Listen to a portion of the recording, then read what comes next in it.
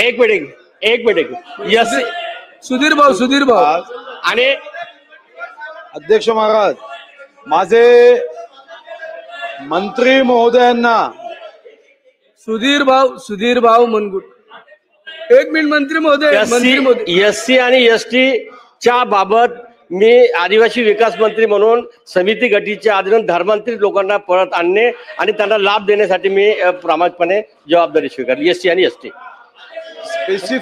सुधीर भाऊ स्पेसिफिक 3 प्रश्न माननीय मंत्री महोदयांना आहे. थोडक्यात मी तर पहिल्यांदा सन्माननीय सदस्यांचं अभिनंदन करेन. त्यांनी अग्रवाल साहेबांनी एका उत्तम विषयाला वाचा फोडली.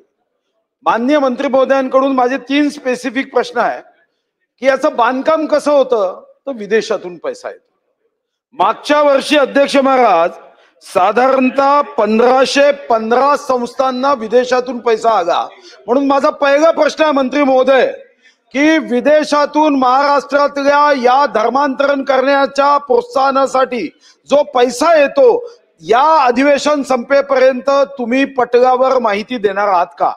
दुसरा प्रश्न अध्यक्ष महाराज, ही जबाबदारी गृह विभागाला दिली असल्याने पोलीस विभागामध्ये कामाचा ताण असतो.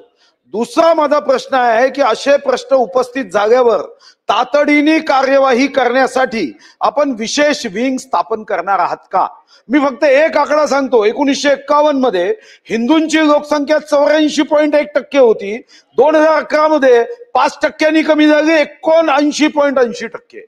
कशामुळे होता अध्यक्ष महाराज? तर मोठ्या प्रमाणावर अशा पद्धतीने विदेशातून पैसा येतो आहे आणि यामध्ये हे धर्मांतरण वेगाने होते आहे आणि या दृष्टीने महाराष्ट्राची लोकसंख्या सुद्धा अध्यक्ष महाराज कमी होते आहे. आणि म्हणून नंबर 1, विदेशातून येणाऱ्या पैशाचा हिशोब महाराष्ट्रात किती आला आहे हा तुम्ही देणार आहात का? तक्रारीची गंभीर दखल घेण्यासाठी एक विंग आवश्यक आहे, ती आवश्यक विंग करणार आहात का? आणि तिसरा मुद्दा, या संदर्भात अनेक राज्यांनी कायदे केले आहे, जगात कायदे आहे. म्हणजे मी आता माहिती घेतली, पाकिस्तानामध्ये तर अनुच्छेद 20 नुसार ईश निंदा आणि धर्मत्याग डायरेक्ट मृत्यूदंड आहे. संयुक्त अरब अमारीत एपॉस्ट्रॉफी मृत्यूदंड. इराण संविधानातील कलम 167 मृत्यूदंड.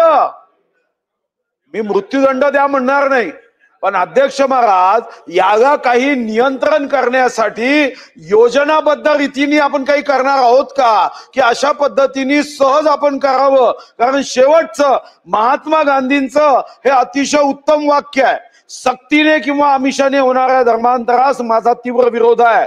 गांधीजी नेहमी सांगत असत की एखाद्या व्यक्तीने दुसरा धर्म स्वीकारण्याऐवजी आपल्या स्वतःच्या धर्मातच अधिक चांगला व्यक्ती बनण्याचा प्रयत्न करावा. म्हणजे प्रत्येक धर्म हा चांगला आहे. प्रेम, अहिंसा, शांतता ह्या धर्माचे जे मूळ तत्व आहे. महात्मा गांधींनी सांगितलं की तुम्ही तुमच्याच धर्मात राहा, उत्तम व्यक्ती बना.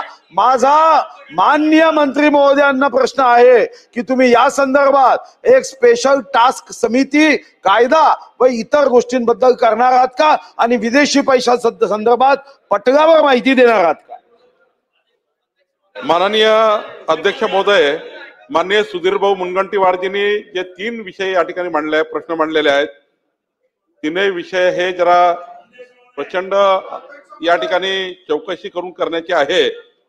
तर विदेशातून येणाऱ्या जो पैसा आहे धर्मांतराकरता तो किती येतो आहे, कुठने येतो आहे, ते सोर्सेस काय आहे, त्यानंतर ह्या ज्या तक्रारी येतात त्या तक्रारीवर विशेष विंग असली पाहिजे.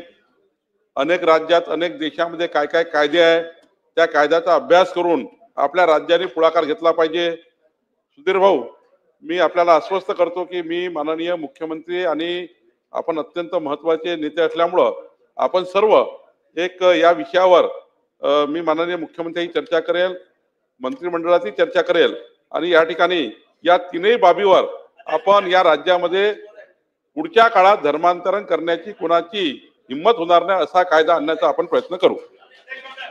पडळकर.